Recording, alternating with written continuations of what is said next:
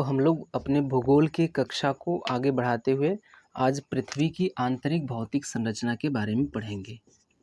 आज का हमारा टॉपिक होगा पृथ्वी की आंतरिक भौतिक संरचना।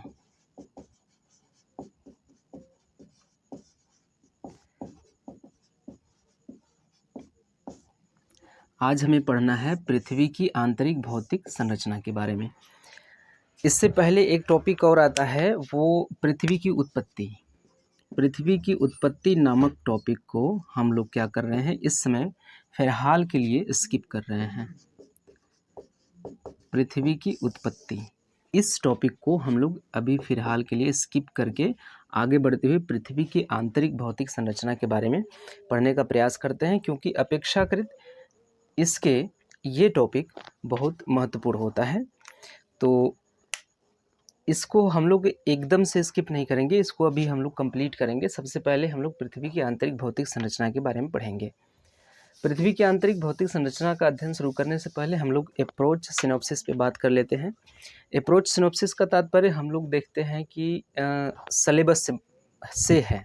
अप्रोच सिनॉप्सिस का अर्थ है सिलेबस, और हम लोग पहले इसके सिलेबस के बारे में बात कर लेते हैं। पृथ्वी की आंतरिक भौतिक संरचना, इस लेसन का जो सिलेबस होगा, इसमें सबसे पहले हम लोग क्या देखेंगे, ये देख लेते हैं। सबसे पहले हम लोग इसमें परिचय पर बात करेंगे। पहला टॉपिक हम लोगों का परिचय होगा इसके बारे में। पृथ्वी की आंतरिक भौतिक संरचना का अर्थ क्या है, ये देखेंगे। उसके बाद पृथ्वी के आंतरिक भौतिक संरचना के जानने के स्रोत, दूसरा जो टॉपिक होगा हम लोगों का वो होगा जानने के स्रोत।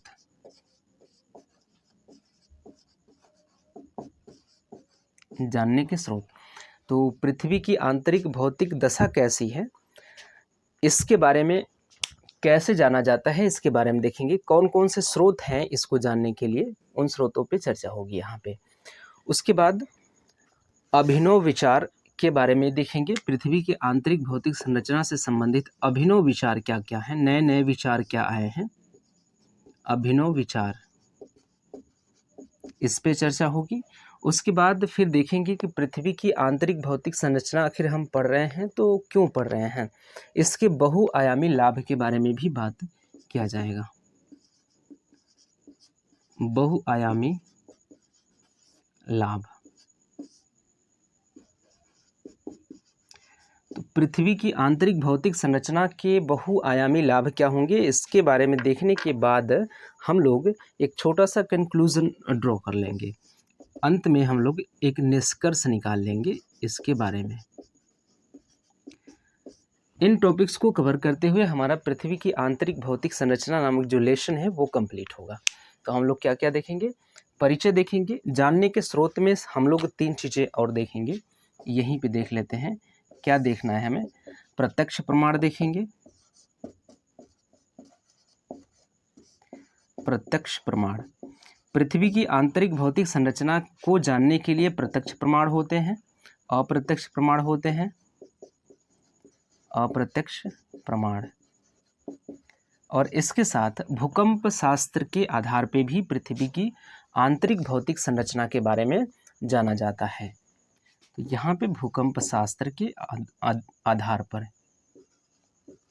भूकंप शास्त्र के आधार पर, ये 3 प्रकार के आधार होते हैं, जानने के स्रोत होते हैं। पृथ्वी की आंतरिक भौतिक संरचना को जानने के लिए 3 स्रोत होते हैं। प्रत्यक्ष प्रमाण होता है, अप्रत्यक्ष प्रमाण होता है, और भूकंप शास्त्र भी होता है। भूकंप शास्त्र के आधार पे भी पृथ्वी की आंतरिक भौतिक संरचना के बारे में पता लगाया जाता है।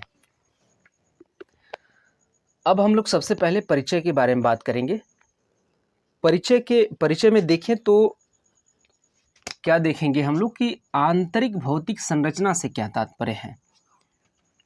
यहाँ पे सबसे पहले इस सबको यहाँ से हटा के फिर जगह मिलेगा हम लोगों को, फिर देखते हैं।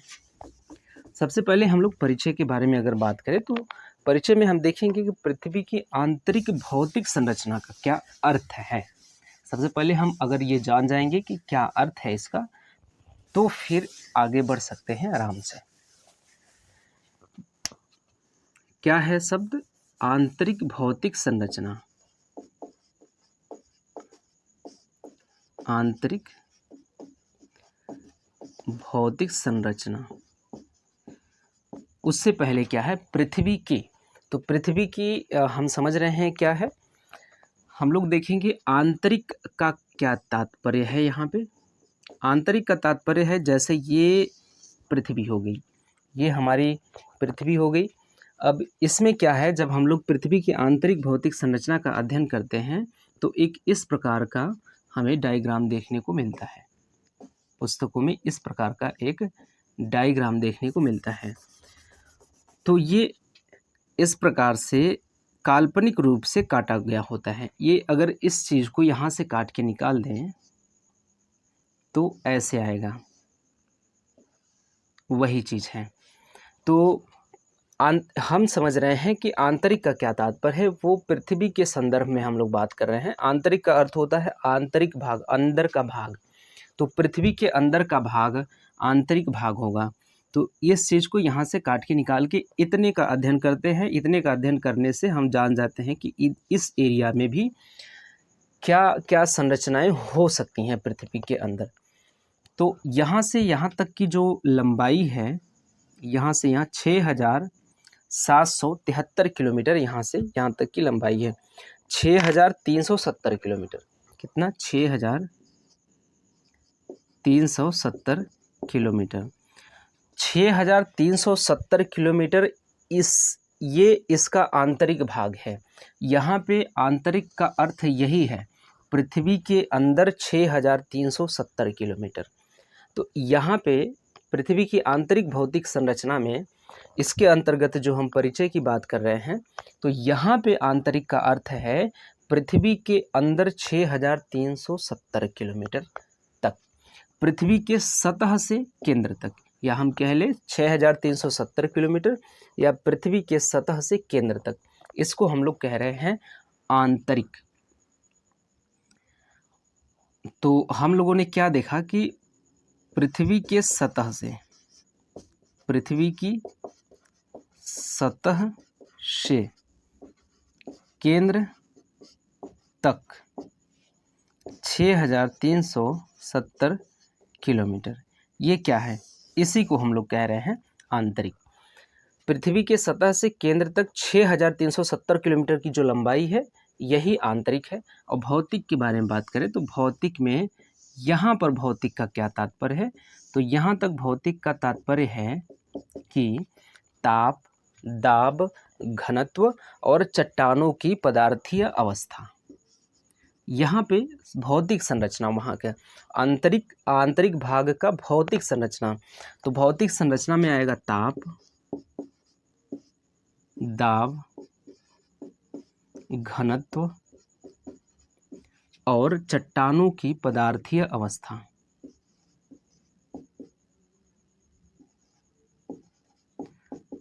चट्टानों की पदार्थीय अवस्था।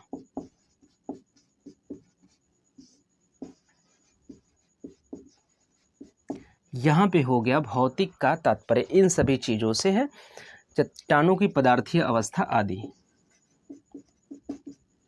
ये हो गया दोनों शब्दों का अर्थ।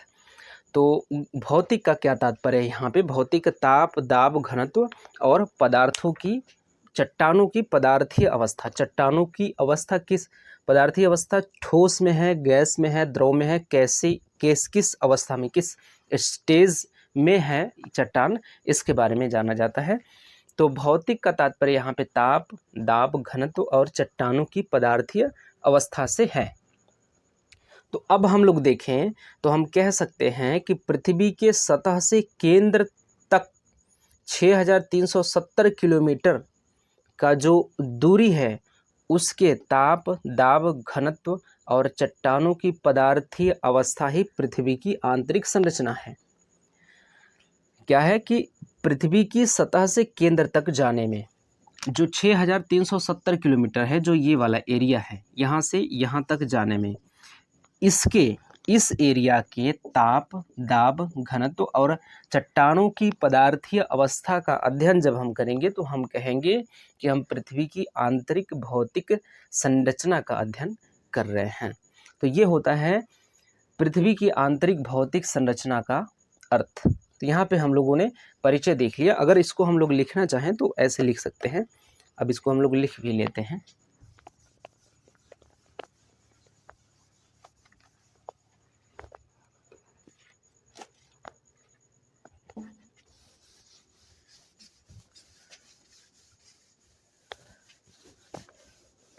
हम लोग क्या कर रहे हैं, हम लोग परिचय में इसको लिखना है। परिचय में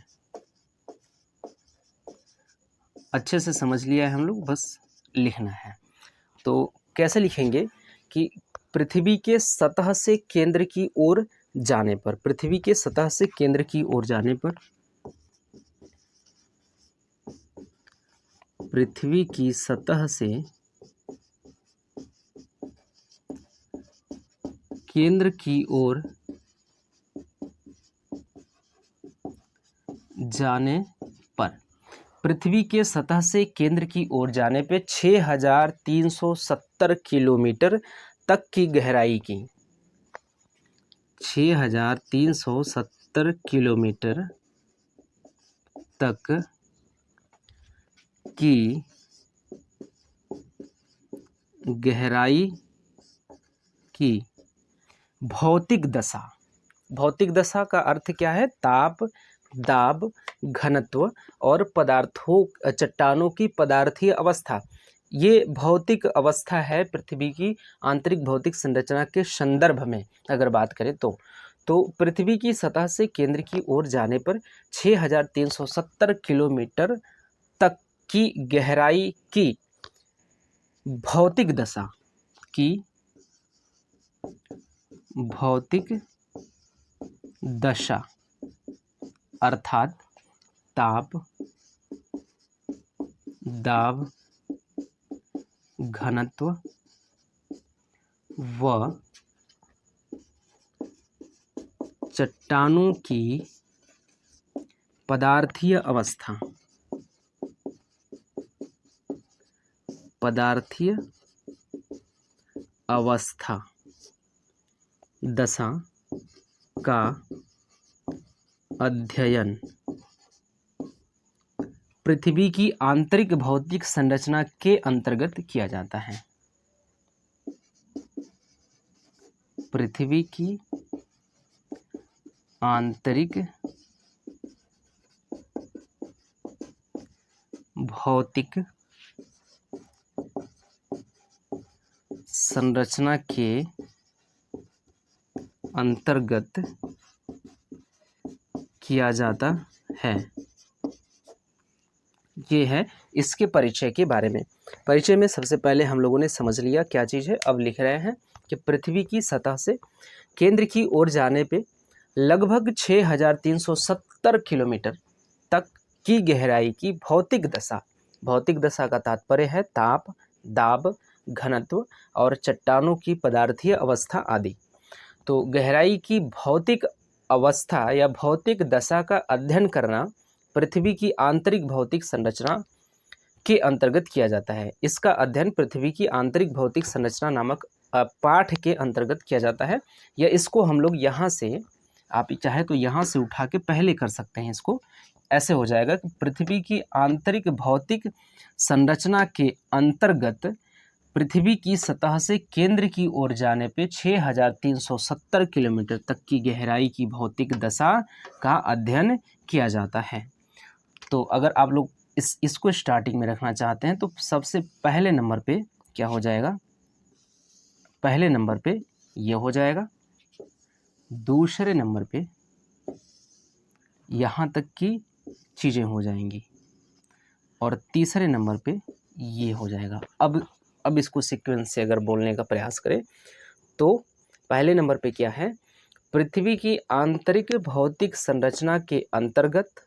अब दूसरे नंबर पे आ जाता है पृथ्वी की आंतरिक भौतिक संरचना के अंतर्गत पृथ्वी की सतह से केंद्र की ओर जाने पे 6370 किलोमीटर तक की गहराई की भौतिक दशा जैसे ताप, दाब, घनत्व और चट्टानों की पदार्थीय अवस्था आदि का अध्ययन किया जाता है।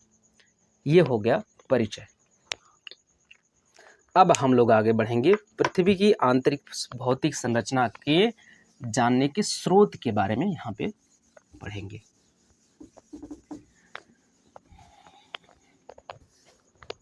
अब बात करते हैं हम लोग जानने के स्रोत।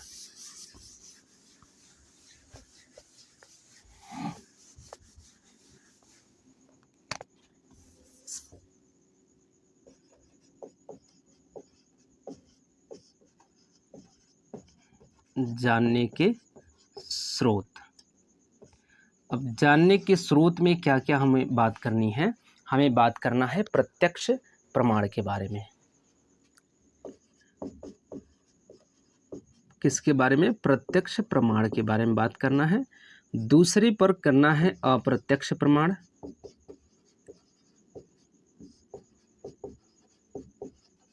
तीसरे में करना है भूकंप शास्त्र के आधार पे।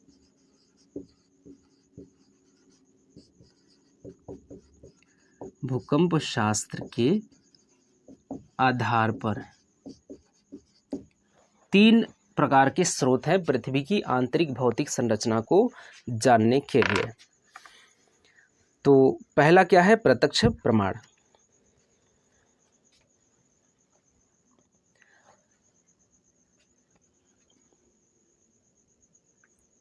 क्या है कि जो जैसे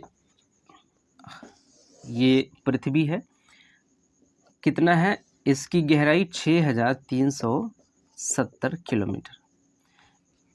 इतने गहराई तक जाकर पृथ्वी के आंतरिक भाग में मनुष्य प्रत्यक्ष रूप से इतनी गहराई तक जाकर इसका अध्ययन नहीं कर सकता। इसका अध्ययन कर पाना असंभव है, बहुत ही मुश्किल काम है। इसलिए मनुष्य प्रत्यक्ष रूप से यहाँ पे विजिट करके इसका अध्ययन नहीं कर पाएगा कि चट्टानों की पदार्थीय अवस्था, यहाँ का तापमान कैसा है। पृथ्वी के आंतरिक भागों में जैसे जैसे हम लोग अंदर गहराई तक जाते जाएंगे, तापमान बढ़ता जाएगा, तापमान बढ़ता जाएगा, बढ़ता जाएगा, बढ़ता जाएगा। तो इसलिए पृथ्वी के आंतरिक भागों में यहाँ तक, केंद्र तक जा पाना बड़ा ही मुश्किल कार्य होता है। तो यहाँ पे मनुष्य प्रत्यक्ष रूप से विजिट करके वहाँ पे जा करके यहाँ की भौतिक दशा, भौतिक संरचना का अध्ययन नहीं कर पाता। तो इसलिए विभिन्न प्रकार के स्रोतों का सहारा लेता है। विभिन्न प्रकार के स्रोतों का सहारा लेता है या हम लोग लेते हैं पृथ्वी की आंतरिक भौतिक संरचना को जानने के लिए। तो इसी स्रोतों में एक प्रत्यक्ष प्रमाण होता है, अप्रत्यक्ष प्रमाण होता है, और भूकंप शास्त्र के आधार पे भी जाना जाता है इसके बारे में। अब एक तरफ तो हम कह रहे हैं कि प्रत्यक्ष रूप से मनुष्य पृथ्वी के अंदर जा कर के, प्रत्यक्ष रूप से हम लोग पृथ्वी के अंदर जा कर के वहाँ की भौतिक संरचना का अध्ययन नहीं कर सकते हैं। दूसरी तरफ हम यहाँ पे लिख रहे हैं कि प्रत्यक्ष प्रमाण भी मौजूद है।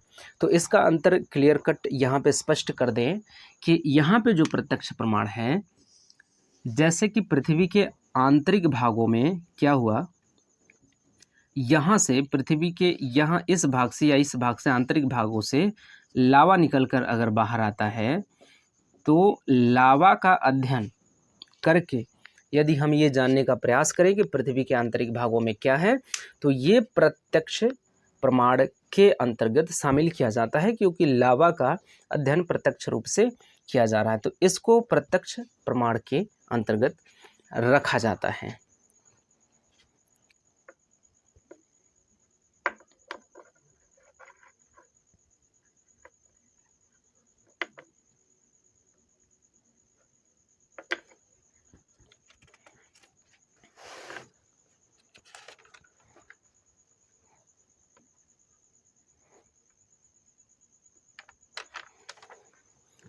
तो सबसे पहले हम लोग अब प्रत्यक्ष प्रमाण के बारे में बात करते हैं।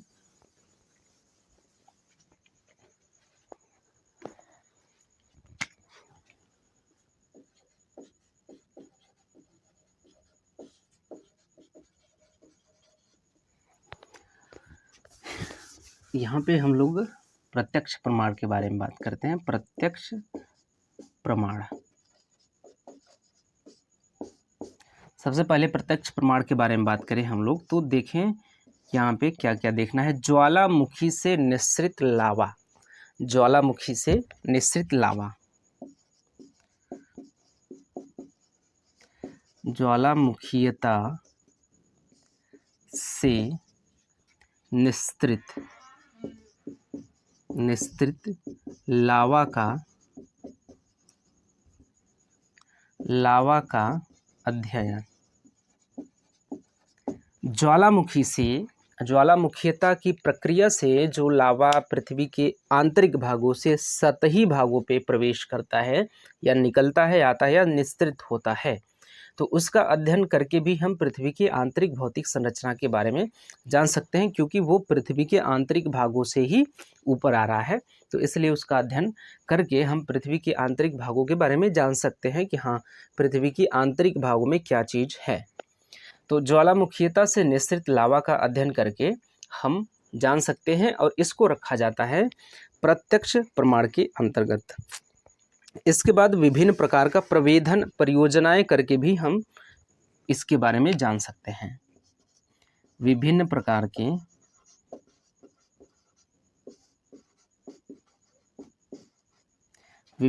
के प्रवेधन क्या होता है? ड्रिलिंग। विभिन्न प्रकार के प्रवेधन परियोजनाएं।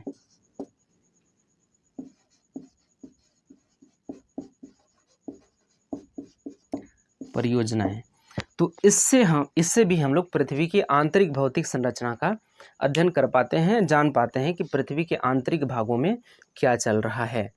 तो विभिन्न प्रकार की प्रवेधन परियोजनाएं, जैसे प्रवेधन परियोजनाएं का तात्पर्य जैसे बील करना, पृथ्वी में बील करना, जैसे बोरिंग होता है पानी निकालने के लिए, वैसे ही ड्रिल किया जाता है पृथ्वी के अंदर।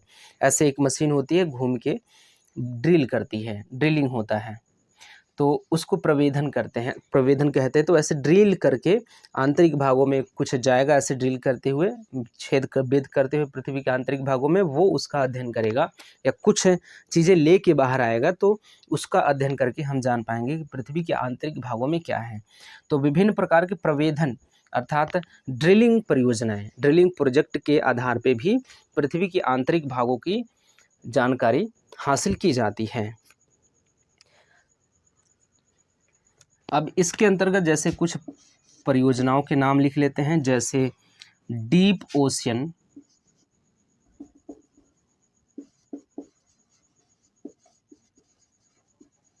ड्रिलिंग प्रोजेक्ट,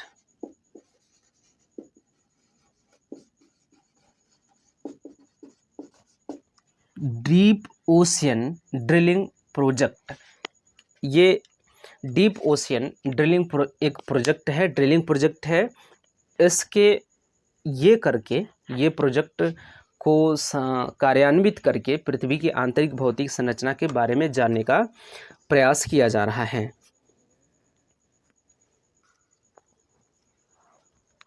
इसके बाद समन्वित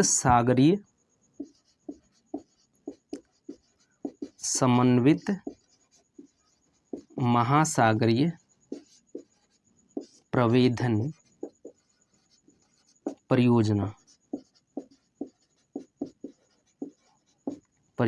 ये दो परियोजनाएं हैं जिसके तहत ड्रिल करके पृथ्वी के अंदर छेद करके पृथ्वी के आंतरिक भागों की जानकारी हासिल करने का प्रयास किया जा रहा है। और इसके बारे में एक तथ्य और है कि प्रवेधन जो सबसे अधिक ड्रिल किया गया है, सबसे अधिक गहराई तक जो ड्रिलिंग किया गया है, वो कहाँ किया गया है? वर्तमान के आर्कटिक महासागर के कोला प्रायद्वीप क्षेत्र में। वर्तमान के आर्कटिक महासागर के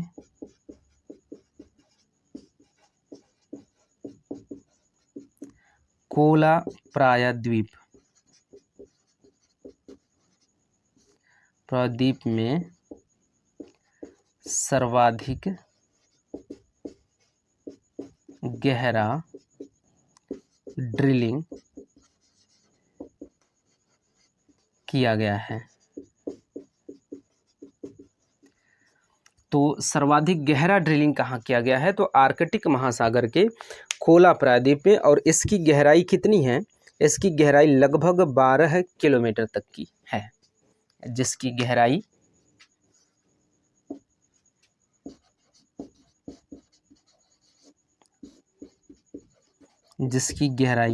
लगभग 12 किलोमीटर तक है। सतह से 12 किलोमीटर गहरा ये ड्रिल किया गया है। कौन सा? कोला प्रायद्वीप में ड्रिल किया गया है 12 किलोमीटर। तो इससे भी और विभिन्न प्रकार के खनन परियोजनाओं से भी पृथ्वी की आंतरिक भौतिक संरचना के बारे में जाना जाता है। तो खनन और उत्खनन परियोजना भी इसमें शामिल होते हैं। इसके बाद क्या है? खनन और उत्खनन। खनन और उत्खनन से भी पृथ्वी की आंतरिक भौतिक संरचना के बारे में जाना जाता है। खनन और उत्खनन करके, और खनन और उत्खनन करके कहाँ? दक्षिण अफ्रीका महाद्वीप के दक्षिण भाग में, अर्थात दक्षिण अफ्रीका में गहरी गहरी सोने की खानें मौजूद हैं। और उन खानों, वो इतनी गहरी खानें हैं कि वहाँ से कुछ हद तक पृथ्वी की आंतरिक भौतिक संरचना के बारे में जानकारी हासिल कर ली जाती है। तो जैसे दक्षिण अफ्रीका की गहरी गहरी खानें,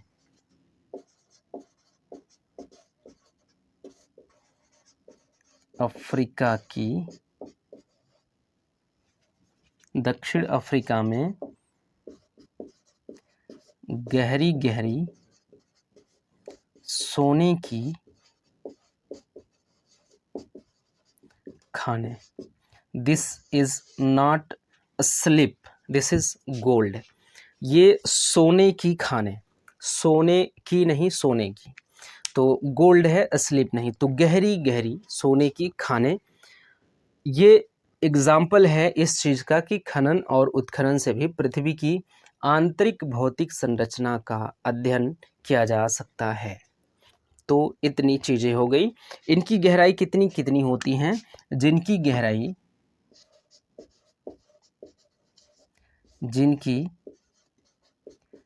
गहराई 3 से 4 किलोमीटर तक की है, जिनकी गहराई इतनी है। तो ये हो गया इसके बारे में जानने के स्रोत में प्रत्यक्ष प्रमाण के अंतर्गत। ये 3 चीज़ें नोट करने योग्य हैं। क्या क्या है? कि ज्वालामुखीता से निःसृत लावा का अध्ययन करके हम पृथ्वी की आंतरिक भौतिक संरचना का अध्ययन कर पाते हैं। पृथ्वी की आंतरिक दशा के बारे में हम लोग जान पाते हैं। उसके बाद पृथ्वी के विभिन्न प्रकार के प्रवेधन परियोजनाओं के माध्यम से भी हम पृथ्वी की आंतरिक दशा का अध्ययन कर पाते हैं या जान पाते हैं कि आंतरिक दशा कैसी है पृथ्वी की। तो इन परियोजनाओं में 2 एग्जाम्पल के रूप में अगर हम लोग देखें तो 2 उदाहरण हमारे सामने हैं, डीप ओशियन ड्रिलिंग प्रोजेक्ट और समन्वित महासागरीय प्रवेधन परियोजना। ये 2 प्रकार की परियोजना है जिसके तहत ड्रिल करके पृथ्वी के अंदर छेद करके ये जाना जाता है, ये अध्ययन किया जाता है कि पृथ्वी की आंतरिक दशा कैसी है। तो तीसरी बात करें तो खनन और उत्खनन से भी गहरी गहरी खानें खनी जाती हैं। खनन और उत्खनन प्रक्रिया के तहत गहरी गहरी खानें खनी जाती हैं और इतनी गहराई तक खन दी जाती हैं कि पृथ्वी की आंतरिक दशा के बारे में जानने के लिए वो सहायक हो जाती हैं। अगर इसके उदाहरण की बात करें तो दक्षिण अफ्रीका में गहरी गहरी सोने की खानें अवस्थित हैं जिनकी गहराई 3 से 4 किलोमीटर तक की होती है। तो ये हो गया प्रत्यक्ष प्रमाण। अब हम लोग बात करेंगे अप्रत्यक्ष प्रमाण के बारे में।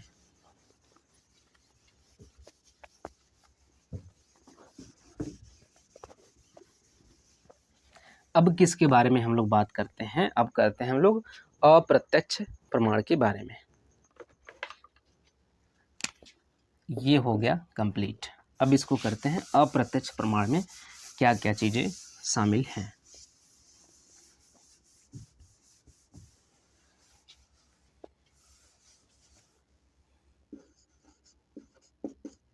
अप्रत्यक्ष प्रमाण, अब इसकी चर्चा कर लेते हैं कि इसमें क्या है।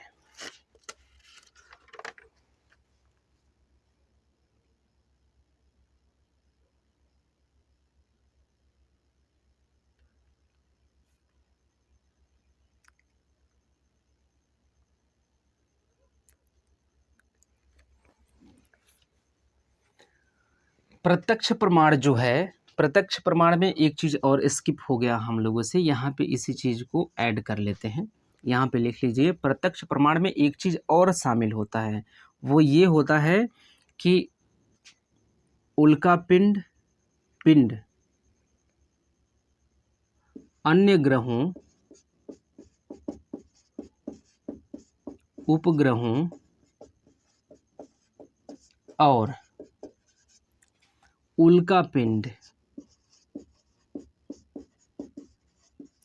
उल्कापिंडों का अध्ययन भी शामिल। तीन चीज़ें हम लोगों ने देखा था। क्या क्या था? तीन चीज़। वो ये था, पहला जो था वो एक तो हमारा वो था ड्रिलिंग प्रोजेक्ट, एक था खनन और उत्खनन, और एक था ज्वालामुखीयता से निःसृत लावा। ज्वालामुखीयता से निःसृत लावा का अध्ययन, ड्रिलिंग प्रोजेक्ट और खनन और उत्खनन, तीन चीज़ें थी। एक चौथा जो है यहाँ पे ऐड कर लीजिए, अन्य ग्रहों और उपग्रहों तथा उल्कापिंड का अध्ययन करके भी पृथ्वी की आंतरिक भौतिक संरचना के बारे में जाना जा सकता है। क्योंकि अन्य ग्रह और उपग्रह, अब यहाँ पे समझ लीजिए, ये अप्रत्यक्ष प्रमाण के अंतर्गत नहीं हम लोग यहाँ पे लिख रहे हैं, यहाँ पे लिख रहे हैं इसके संदर्भ में, इसलिए यहाँ पे हम एक एरो ले लेते हैं। इसके बारे में लिखा जा रहा है, इसके बारे में। अब क्या है कि पृथ्वी की उत्पत्ति कैसे हुई है? पृथ्वी की उत्पत्ति बिग बैंग से हुई है, बिग बैंग से हुई है। महाविस्फोट से पृथ्वी की उत्पत्ति हुई है। कहा जाता है, जॉर्ज लेमेंत्री के अनुसार ये है बात कि पृथ्वी जो प्रारंभ में पूरा ब्रह्मांड एक जगह एकत्रित था, एक गोले के रूप में था, और उस गोले में एक बहुत बड़ा विस्फोट होता है,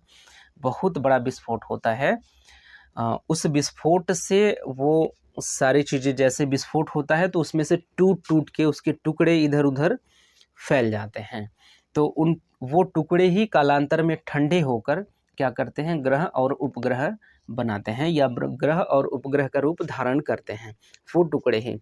तो पृथ्वी और अन्य ग्रहों का निर्माण एक ही गोले से हुआ है। पृथ्वी और अन्य ग्रहों, उल्कापिंडों का निर्माण किससे हुआ है? एक ही पिंड से हुआ है, एक ही गोले से हुआ है। तो अगर हम लोग, अगर बिग बैंग से अगर वो हुआ है, तो इन सभी का निर्माण एक ही गोले से हुआ है। तो ये मान लेते हैं पृथ्वी क्या है, हमारी पृथ्वी है, और इसका भी निर्माण, इन सभी का निर्माण एक ही गोले से हुआ है। तो अगर किसी प्रकार से ये मान लीजिए उल्कापिंड है और पृथ्वी पे घूमते घूमते पृथ्वी की कक्षा में आ जाए और पृथ्वी का गुरुत्वाकर्षण बल इसे अपनी तरफ खींच ले और ये आके धड़ाम से पृथ्वी पे गिर जाए, तो इसका अध्ययन करेंगे तो हम जान पाएंगे कि पृथ्वी के आंतरिक भागों में क्या हो सकता है, क्योंकि ये वही इसी का तो भाग है, इसी का हिस्सा है। ये भी उसी गोले से टूटा है, ये भी उसी गोले से टूटा है, ये भी उसी गोले से, ये सारे जो पिंड हैं, जो उल्कापिंड हैं, जो उपग्रह हैं, ये सभी के सभी एक ही गोले से टूटे हुए हैं। तो अगर इसका दूसरा भाग एक तरह से हम कह ले तो इसका ये अन्य भाग है, पृथ्वी का अन्य भाग अगर दूसरी भाषा में हम कहें तो ये सब है, क्योंकि एक भाग था उसमें से टूटा और पृथ्वी बना, अब बाकी सारे भाग जो हैं वो अन्य भाग होंगे पृथ्वी का, तो ये अन्य भाग ही हैं। जब इसका अध्ययन करेंगे तो हम जान सकते हैं कि पृथ्वी के आंतरिक भागों में क्या है। कोई भी गोला, जैसे मान लीजिए कि वो है कोई भी चीज़, जैसे ढूंढा, जैसे ये क्या है, ये है ढूंढा, पता नहीं,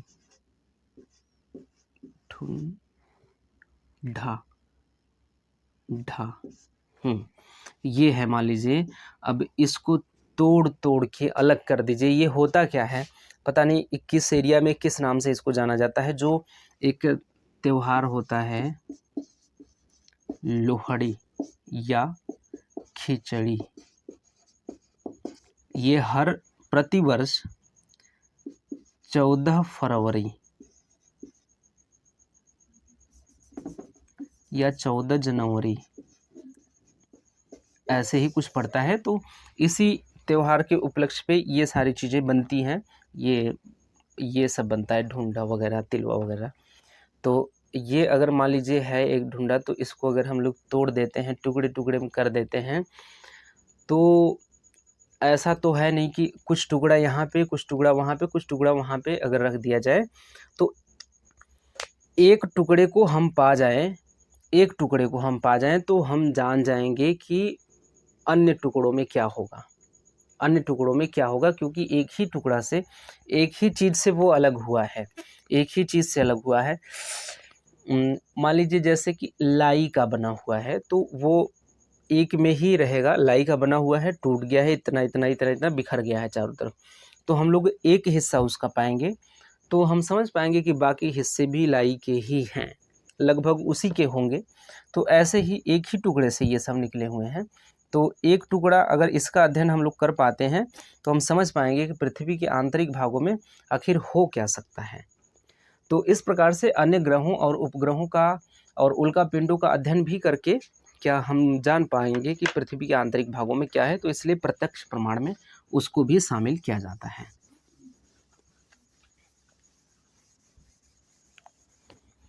अब हम लोग बात करेंगे अप्रत्यक्ष प्रमाण के बारे में।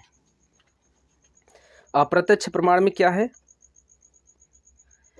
घनत्व पर आधारित प्रमाण, ताप पर आधारित प्रमाण और दाब पर आधारित प्रमाण, तीन चीजें हैं। इसमें क्या है?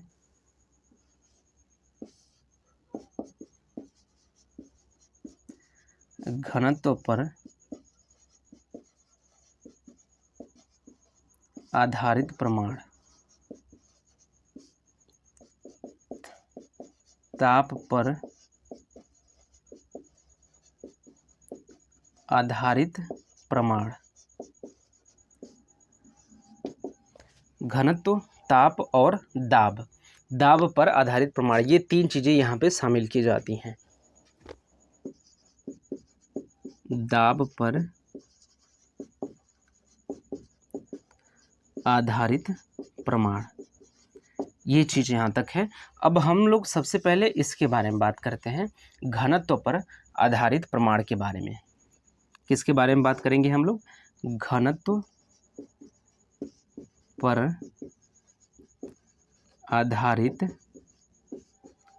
प्रमाण के बारे में चर्चा करते हैं। क्या है इसके बारे में बात करें हम लोग, तो अगर संपूर्ण पृथ्वी के घनत्व की बात करें, संपूर्ण पृथ्वी का घनत्व जो है वो 5.5 ग्राम प्रति घन सेंटीमीटर है। इसको यहाँ पे सबसे पहले नोट डाउन कर लेते हैं। संपूर्ण पृथ्वी का औसत घनत्व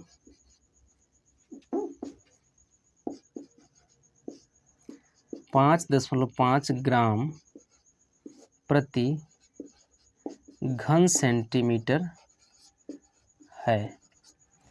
पृथ्वी का, संपूर्ण पृथ्वी का औसत घनत्व इतना है। अच्छा, अब घनत्व की बात करते हैं। सबसे पहले घनत्व, घनत्व क्या है इसके बाद ही समझ पाएंगे कि क्या है। घनत्व का अर्थ होता है कितना घन, घन, घनत्व का अर्थ होता है घन, वो घनाभ वाला घन नहीं, कितना घन, कितने एरिया में कितना चीज।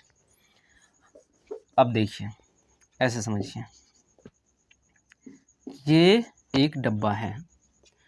अब इसमें क्या है कि 2 किलो कुछ है, 2 किलो कुछ है, इतना ही बड़ा डिब्बा और इतना ही बड़ा डिब्बा हो, बनाने में फ़र्क हो गया होगा, बड़ा छोटा, समझना है कि बराबर ही दोनों डिब्बे हैं, दोनों डिब्बे बराबर हैं, ठीक है। ये और ये बराबर हैं, बनाने में उतना बराबर बन नहीं पाएगा, छोटा बड़ा बनेगा ही। तो दोनों डिब्बे बराबर हैं, लेकिन इसमें कुछ ऐसा चीज़ 2 किलो भरा गया है। मान लीजिए रुई 2 किलो भरा गया है, और इसमें क्या किया गया है, इसमें 4 किलो रुई भरा गया है, 4 किलोग्राम रुई भर दिया गया है। तो डिब्बा तो उतना ही बड़ा है, डिब्बा तो बराबर है, जितना बड़ा पहला डिब्बा है उतना बड़ा दूसरा डिब्बा है। लेकिन पहले डिब्बे में 2 किलो रुई है, दूसरे डिब्बे में 4 किलो रुई है। अब हम कहेंगे, सबसे पहले हम ये जान लें कि दोनों में घनत्व किसका अधिक है, तो घनत्व इसका अधिक है। घनत्व का अर्थ है घन, घन मतलब कि 2 किलो रुई भरने में बराबर डिब्बा है, साइज़ उतना ही है। 2 किलो रुई हम लोग भर रहे हैं तो इसमें भर देंगे आसानी से। लेकिन इसमें क्या करना है, 4 किलो भरना है तो ज़्यादा दबा के भरना पड़ेगा, बहुत ज़्यादा दबाना पड़ेगा। दबाने से वो चप जाएगा, एकदम घन हो जाएगा, नज़दीक हो जाएगा, उन सब के बीच में कोई गैप नहीं बनेगा। इसमें क्या है कि गैप बन सकता है, जैसे रुई है, मान लीजिए 2 रुई है, 2 रुई के बीच में गैप बन सकता है, थोड़ा सा जगह हो सकता है। लेकिन इसमें क्या है कि चाँप के भरना पड़ेगा, गैप नहीं मिलेगा। अगर इतना ही बराबर डब्बा इतना ही बराबर है और इसमें क्या किया गया है, इसमें 6 किलोग्राम भर दिया गया है, तो इस डिब्बे में और ज़्यादा चपाई हुआ होगा, तो इसका घनत्व और अधिक बढ़ जाएगा। अब ऐसे ही एक डिब्बा उतना ही बड़ा है लेकिन इस डिब्बे में 10 किलोग्राम रुई है। अब देखिए इसको और ज़्यादा चाँपा जाएगा, और ज़्यादा दबा के भरा जाएगा, और ज़्यादा चपाई होगा इस डिब्बे की। तो ऐसे इसका घनत्व कम है, इससे इसका ज़्यादा है, इससे इसका ज़्यादा है, इससे इसका ज़्यादा है। घनत्व का अर्थ किसी भी चीज़ में ले लीजिए कि घनत्व का अर्थ होता है अधिक नज़दीक उसके पार्टिकल, उसके जो कण हैं उसमें वो अधिक नज़दीक हो तो वो उतना ही घन होगा, उतना ही अधिक घनत्व होगा उसका। तो इसका घनत्व कम है इसके अपेक्षा, इसका घनत्व कम है इसके अपेक्षा, इसका घनत्व कम है इसके अपेक्षा। सबसे अधिक घनत्व वाला डब्बा ये है, सबसे कम घनत्व वाला डब्बा ये है। अब एक समय ऐसा आएगा कि डब्बा इतना ही बड़ा है, रुई मान लीजिए कि 10 किलो है। एक समय ऐसा आ जाएगा कि कितना भी दबा लें अब इससे ज़्यादा आएगा ही नहीं इसमें। मान लेते हैं कि अब इसमें क्या होगा, 12 किलो आ सकता है, मान लीजिए 14 किलो आ सकता है, इसमें 14 किलोग्राम आ सकता है। तो अब क्या होगा कि हद हो गया, अब इससे ज़्यादा नहीं आएगा। कितना भी कोशिश कर लें, कितना भी दबाने की कोशिश कर लें, अब इससे ज़्यादा जाएगा ही नहीं। तो ये जो 14 किलोग्राम है, ये 14 किलोग्राम इसका क्या हो जाएगा, प्रत्यास्थ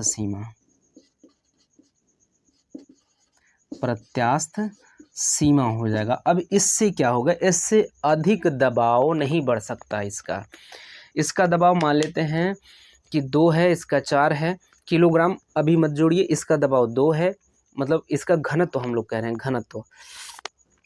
इसका घनत्व क्या है, इसका घनत्व 2 है, इसका 4 है, इसका 6, इसका 10, इसका 12, 10 है, उसका 14 है।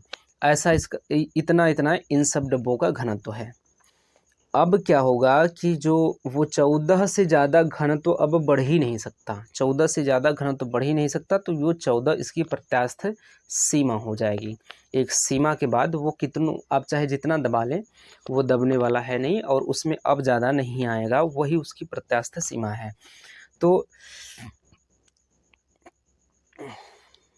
वो सीमा जहाँ पे घनत्व अब और अधिक नहीं बढ़ सकता, तो वो उसकी प्रत्यास्थ सीमा होती है। अभी बाद में हम लोग इसको और अच्छे से देखेंगे प्रत्यास्थ सीमा को। तो फिलहाल के लिए हम लोग घनत्व को समझ रहे थे, तो इसको कहते हैं घनत्व। तो कहाँ थे हम लोग, क्या पढ़ रहे थे, घनत्व पर आधारित प्रमाण को पढ़ रहे हैं। तो पृथ्वी का औसत घनत्व जो है 5.5 ग्राम प्रति घन सेंटीमीटर है। अब इसको समझते हैं कि 5.5 ग्राम प्रति घन सेंटीमीटर का अर्थ क्या है। तो अब इसको समझने के लिए भी डब्बा बनाते हैं घन सेंटीमीटर, जैसे कि हम लोग बनाते हैं कि घनाभ।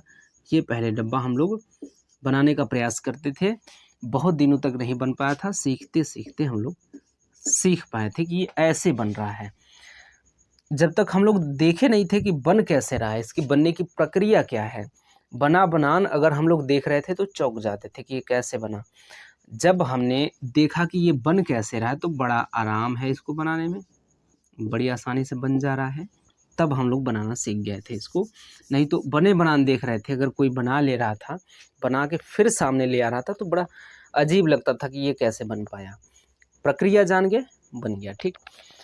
तो अब क्या है, ये जो इसका ये है, ये जो सभी इसके सिराएं हैं, इसके जो ये वाला लाइन रेखा जो है, ये सभी रेखा ये ये ये ये ये ये ये ये भी ये भी ये भी और ये भी, ये सभी कितना है, 1 सेंटीमीटर है। कितना कितना है, इनकी लंबाई कितनी है, 1 सेंटीमीटर होनी चाहिए। एक घनाभ का चारों भुजा, ये जितने भी भुजाएं हैं सभी के सभी 1 घन सेंटीमीटर होना चाहिए। मतलब घन सेंटीमीटर, एक घन होना, 1 सेंटीमीटर होना, घन तो ये है ही, 1 सेंटीमीटर होना चाहिए। 1 सेंटीमीटर चारों भुजाएं, फिर से समझ लीजिए ध्यान से, 1 सेंटीमीटर ये, 1 सेंटीमीटर ये, 1 सेंटीमीटर ये और 1 सेंटीमीटर ये। इसी प्रकार से ये भी 1 सेंटीमीटर, ये भी 1 सेंटीमीटर, ये भी 1 सेंटीमीटर और ये भी 1 सेंटीमीटर। बनाने में छोटा बड़ा हो जा रहा है, वो छोड़िएगा। ये 1 सेंटीमीटर, ये 1 सेंटीमीटर, ये 1 सेंटीमीटर, ये 1 सेंटीमीटर। ये सभी जो लाइन्स हैं वो सभी 1-1 सेंटीमीटर के हैं और एक घनाभ बना लिया जाए। ये तो हम बना दिए बोर्ड पे, लेकिन इतना ही इतना चौड़ा ही 1-1 सेंटीमीटर का ही सच में एक डब्बा बना दिया जाए, एक डब्बा बना दिया जाए और पृथ्वी की आंतरिक भागों से उतना साइज का ही काटा जाए, नाप के उतना ही साइज काटा जाए, चारों तरफ से उतना ही साइज काटा जाए और काट के तौला जाएगा तो उसको 5.5 ग्राम आएगा। ये है इसका अर्थ। चारों तरफ से अगर पृथ्वी के आंतरिक भागों में जाइए, पृथ्वी के आंतरिक भागों में जाके चारों तरफ से उसको काट लीजिए। और कितना, ऐसे ऐसे सीधे, फिर नीचे, फिर हमारे तरफ, फिर ऊपर, ऐसे हो गया, फिर ऐसे ऐसे ऐसे चारों तरफ से काट लीजिए। और उसका जो भुजा है वो 1 सेंटीमीटर ही होना चाहिए। चारों तरफ नापने पे 1 सेंटीमीटर आए और उसको काट के निकाल लीजिए बर्फी जैसा, उसको तौलिए 5.5 ग्राम आएगा। इसका मतलब यही है। तो संपूर्ण पृथ्वी का औसत घनत्व कितना है, 5.5 ग्राम प्रति घन सेंटीमीटर है। प्रति घन सेंटीमीटर अगर काटा जाए तो वो 5.5 ग्राम आएगा उसका तौल करने पे। ये तो पृथ्वी का औसत घनत्व है संपूर्ण पृथ्वी का। अगर क्रस्ट की बात करें तो क्रस्ट का औसत घनत्व 2.8 ग्राम प्रति घन सेंटीमीटर है।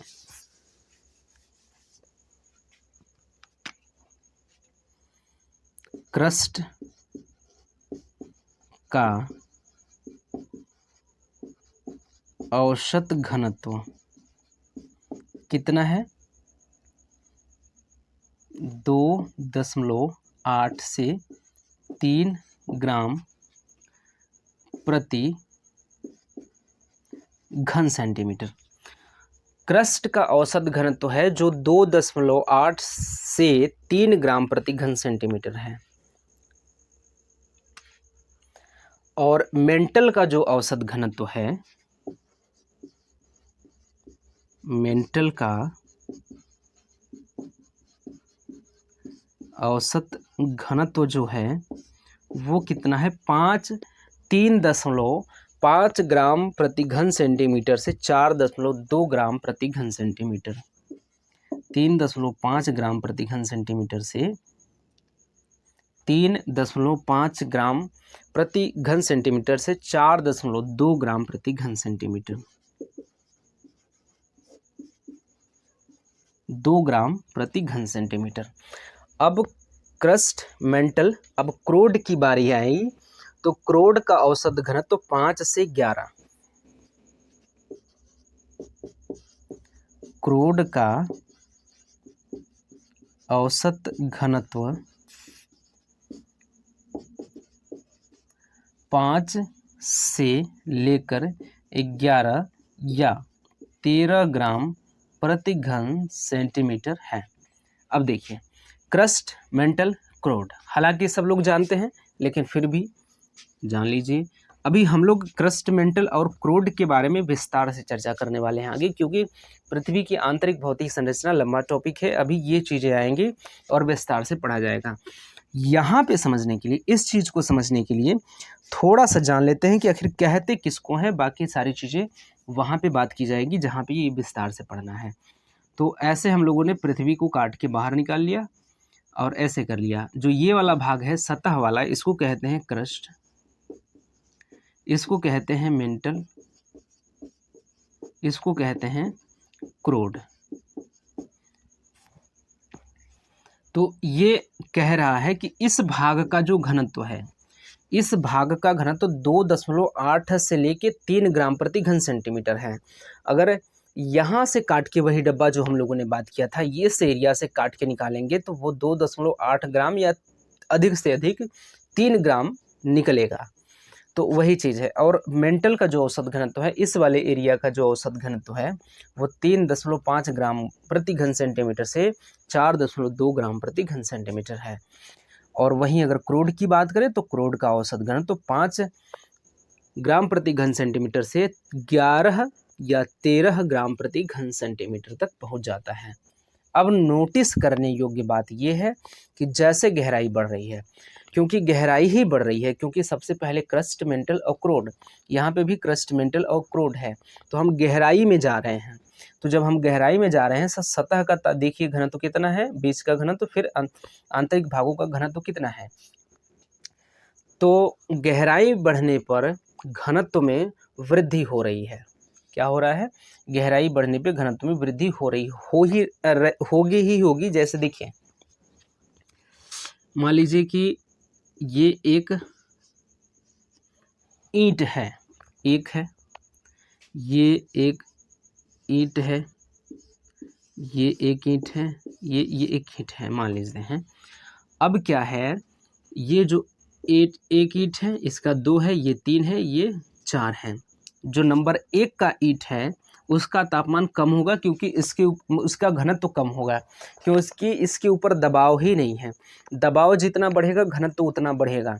दबाव और घनत्व का संबंध समानुपाती होता है। दबाव जितना अधिक होगा उसका घनत्व उतना ही। जितना ही किसी चीज़ को, डब्बे में हम लोग देख रहे थे रुई, जितना दाब दाब के भर रहे थे उसका घनत्व उतना ही बढ़ जा रहा था। तो दबाव बढ़ रहा था, घनत्व भी बढ़ेगा। तो इस पे दबाव नहीं है, तो इसलिए इसका घनत्व कम है। अब इस पे क्या है, एक ईंट का दबाव है 2 पे, एक ईंट का दबाव है, इसलिए इसका घनत्व अधिक होगा। अब देखिए 3 पे 2 ईंट का दबाव हो जाएगा, 1 का और 2 का, 3 पे 2 ईंट का दबाव हो जाएगा, इसलिए 3 का घनत्व इन दोनों की अपेक्षाकृत अधिक हो जाएगा। अब देखिए चौथे ईंट पे 3 ईंट का, अधिक से अधिक ईंट का दबाव हो जाएगा, तो इसका घनत्व और अधिक हो जाएगा। ऐसे ही और नीचे जाएंगे तो उसके ऊपर 4 ईंट का दबाव होगा, दबाव और बढ़ जाएगा तो उसका घनत्व और बढ़ जाएगा। अब देखिए यहाँ पे वैसे ही इसका घनत्व कम है, देख लीजिए इसका घनत्व ऊपर सतह का घनत्व कम है, क्योंकि उस पर बहुत ज़्यादा दबाव तो होगा नहीं। मेंटल का घनत्व अधिक है, मेंटल का घनत्व अधिक है क्योंकि उस पर क्रस्ट लदा हुआ है, उसको दाब रहा है, तो उसका दबाव अधिक है, इसलिए मेंटल का घनत्व अधिक है। अब क्रोड की बात करें तो अब देख लीजिए क्रस्ट और मेंटल दो लोग लगा के इसको दबा रहे हैं, तो इसलिए इसका घनत्व 13 तक पहुंच जा रहा है, 13 ग्राम प्रति घन सेंटीमीटर तक पहुंच जा रहा है, तो घनत्व बढ़ेगा। तो हम लोगों ने क्या नोटिस किया कि पृथ्वी के आंतरिक भागों में गहराई बढ़ने के साथ साथ घनत्व में वृद्धि होती है। इस चीज को नोट कर लेते हैं।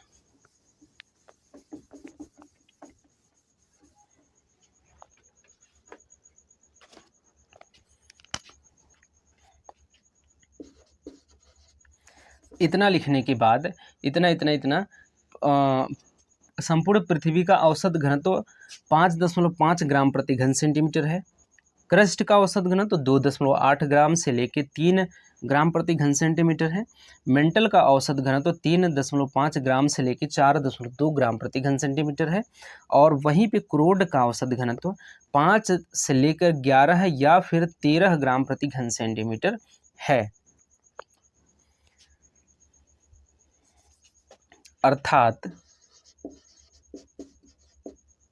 अर्थात इसका अर्थ ये हुआ, अर्थात पृथ्वी की आंतरिक भागों में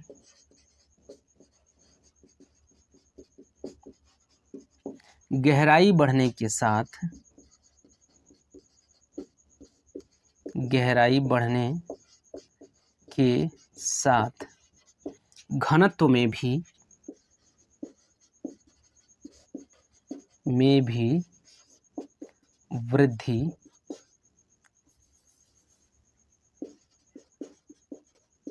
वृद्धि दर्ज की जाती है।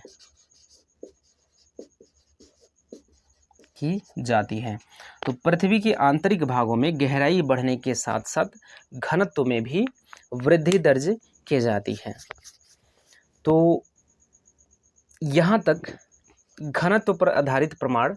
अभी चूंकि समय हो चुका है तो हम लोग यहाँ पे क्लास स्टॉप करेंगे और फिर अगले क्लास में इस चीज़ को आगे बढ़ाएंगे। अभी इसमें भी कुछ चीज़ें रह गई हैं, 1 2 4 चीज़ें और रह गई हैं घनत्व पर आधारित प्रमाण में। इसको कंप्लीट करने के बाद ताप पर आधारित और दबाव पर आधारित प्रमाण को कंप्लीट करेंगे और ऐसे ही कंप्लीट करते हुए पूरे के पूरे पृथ्वी की आंतरिक भौतिक संरचना नामक टॉपिक को कवर करेंगे और ऐसे ही कवर करते करते पूरे के पूरे भूगोल नामक विषय को कवर करेंगे। तो फिर मिलते हैं अगले वीडियो में, तब तक के लिए धन्यवाद।